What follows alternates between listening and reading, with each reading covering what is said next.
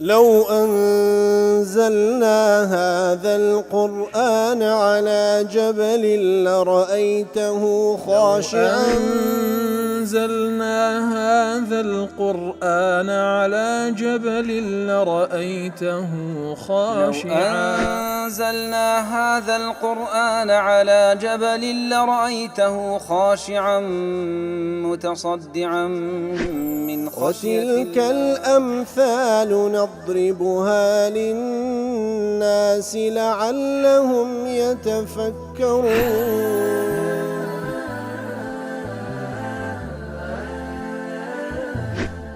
الحمد لله والصلاة والسلام على رسول الله وعلى آله وصحبه ومن والاه. السلام عليكم ورحمة الله. برزان خوش حالم لواني 891 لواني كان تفسير قرآني بيروز بيم وخزمتان وبست رزامن دي رب العالمين وهوادان بإيوي آزي السودي لور بقرن. أعوذ بالله من الشيطان الرجيم. بسم الله الرحمن الرحيم. وإما ينزغنك من الشيطان نزغ فاستعذ بالله إنه سميع عليم. وتا هر کاتێک کەوا شەیطان وەسوەسەی لۆ کردی بە وەسوەسەیەک لۆی کەوا خراپە ئەنجام بدەی فاستعذ بالله خۆت بدە پەنای الله سبحانه وتعالى إنه سميع عليم. هەر ئەو زاتەیە بێگومان سميع أو دبيستي وعليم أو آقادارا. وكل تفسير قاسمي دلي وإما ينزغنك من الشيطان نزغ أي يصيبنك من الشيطان وسوسة تثير غضبك على جهلهم وإساءتهم. كواتا حركاتك شيطان وسوسيك دلودكا تاوكو لدرجاي توري ليد بيت جوري تاوەکو تووڕەبوونت جێبەجێ بکەی بەرامبەر بە چکۆلات کانی پێشتر کەواتە ئەو زیاتر لە سیاقی ئاەتەکان کە خوای گەورە سوبحانەهو وتەعالە باس لەوەی دەکات کە وەکو پێغەمبەر صلی الله عليه وسلم لە دواییش وەکو هەموو بانگخوازێک کاتێک کە لە مەقامی داعوەیە وەکو لە ئاەتەکانی پێشتر فەرمووی وأمر خذ العفو وأمر بالعرف وأعرض عن الجاهلين. لآتکە پێشتر وای فەرموو کەوا لە مەقامی داعوە هەتا بکرێ بە هیچ شێوەیەک بیر لە تۆڵە سەرنەوە مەکە لەو خراپانی کە بەرامبەرت دەکرێت بەڵکو عەفو وەربگرە وأمر بالعرف ئەوەی چاکەیە فەرمانی پێ بکە وأعرض عن الجاهلين لا بکەوە لە کەسانیشی جاهل. ئیتر لە تەفسیری قاسمی زیاتر ئەو های لێکدا وەرچەندە ئاەتەکە عامە بەڵام زیاتر لە سیاقەوەی کەوا باس لە مەقامی داعوە دەکا کاتێکەوە لەو کاتێک خراپەت بەرامبەری دەکرێت ئیتر شەیطان وەسوەسەت لە بۆ دەینی لە دەرگای تووڕەییت بجوڵێنی بەرامبەر بە ئەو نەفامی و جەهالەتەی کە ئەوان بەرامبەرت و دەیکەن وتحملك على خلاف ما أمر فيه من العفو والأمر بالمعروف وتحملك على خلاف ما أمر فيه من العفو والأمر بالمعروف. وهروە شەیطان هەوڵ دەدا ئەتوو کارێکی وا بکەی خلافی ئەوەی کەوا فەرمانت پێکرایە بۆی کەوا عەفو بکەی و فەرمان بە چاکە بکەی کەواتە هەوڵ دەدا تووڕەییت بجوڵێنی بەرامبەر بە کەسانێک کەوا بێئەدەبیت بەرامبەر دەکەن کە خوای گەورە فەرمانی پێکردی لەو مەقامەدا عەفویان بکە و هەروەها فەرمان بە چاکە بکە بەڵام شەیطان وەسوەسەت لۆ دەکاتەوە خلافی ئەوە بجوڵێەوە تووڕەییت دەجوڵێنی بۆی کەوا ئەتوش بەرامبەر ئەوان تۆڵەی خۆت بکەیەوە.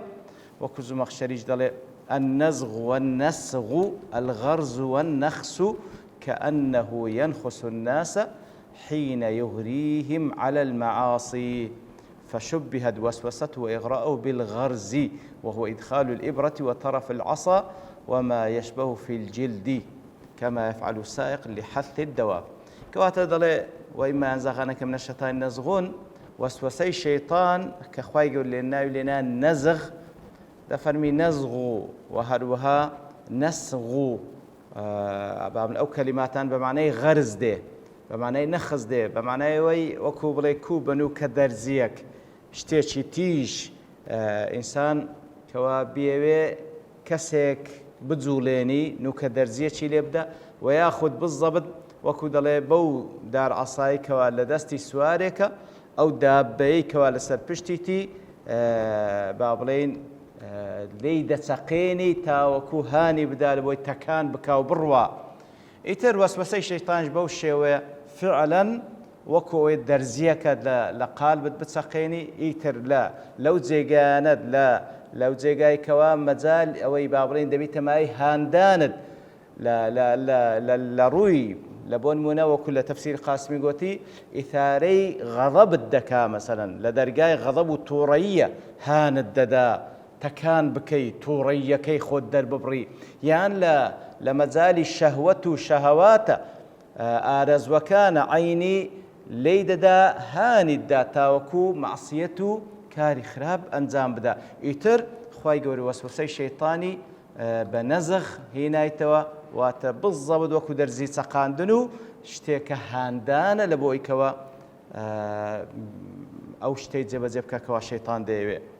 وەکو لە تەفسیری سەعد دەڵێ ئەی وإما ينزغنك من الشيطان نزغ أي وقت وفي أي حال لهر كاتێکدا لە هەر حاڵەتێکدا ينزغنك من الشيطان نزغ أي نخس منه بوسوسة وسوسەیەک لۆ دەینی ئەو جا بتثبيط عن الخير هانت دەدا لەوەی کەوە تثبيط عن الخير لە کرداری خەیر با بڵێ سارد بکاتەوە أو حث على الشر يعني هانت دەدا لەوەی کەوە شەڕێک ئەنجام بدەی ئیتر فاستعذ بالله خود بدە پەنای الله تعالى.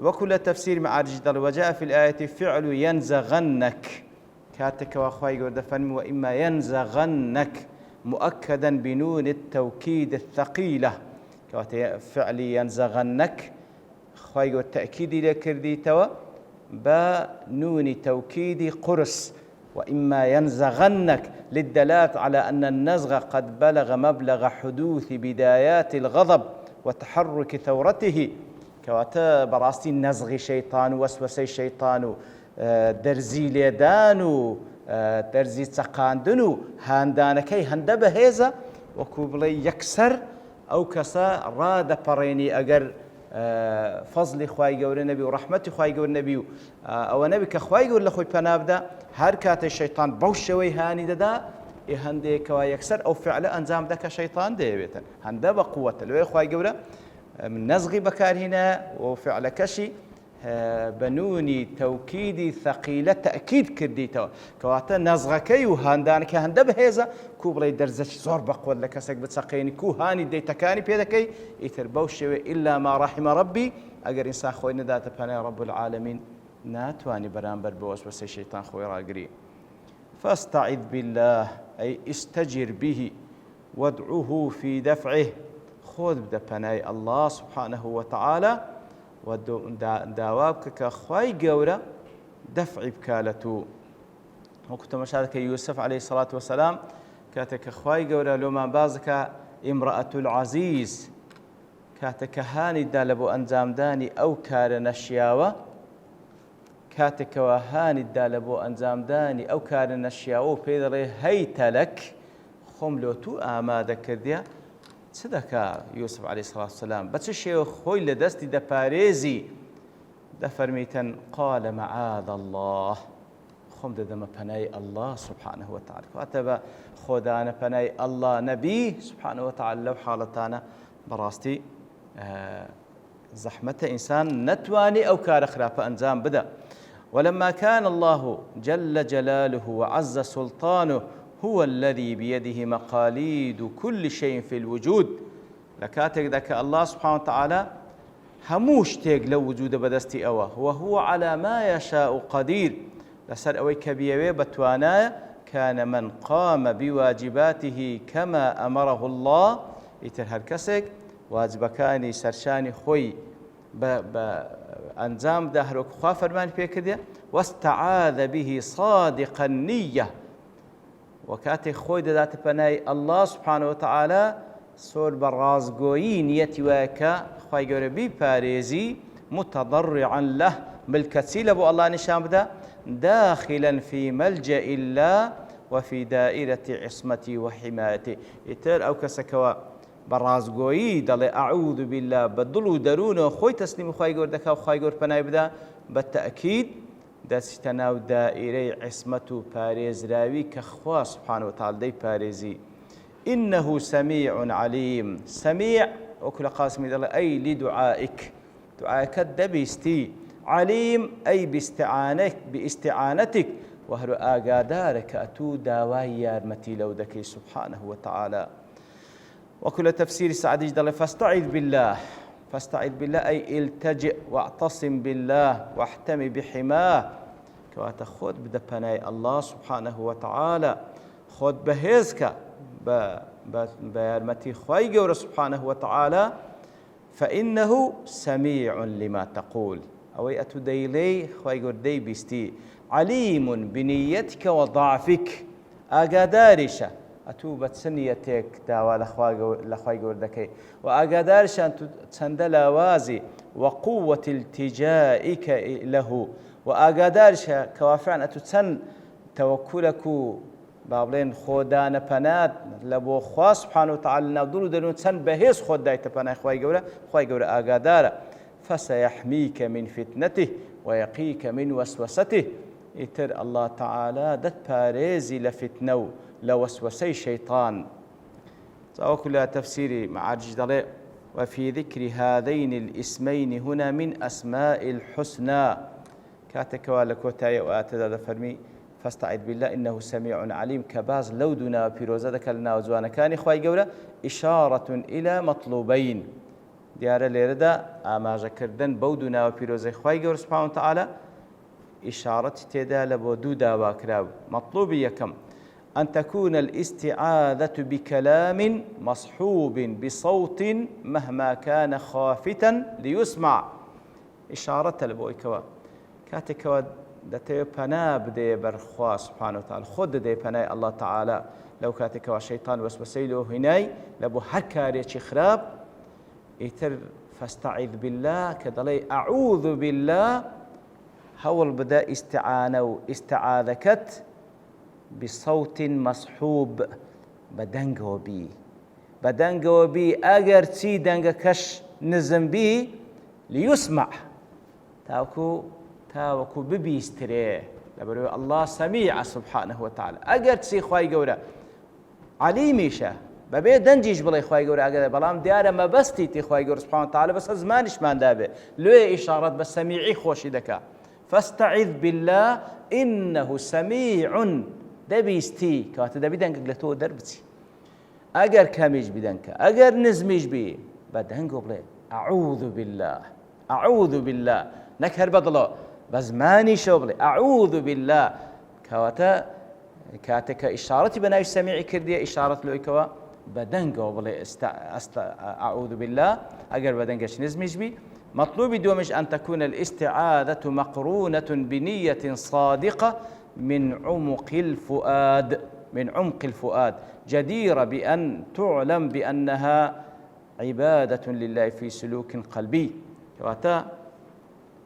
وكاتك واخوي إشارة بناو بيروز خويدا عليمة كات أقادار باستعاذة كتنها بزمانش نبي لقولاي دلتو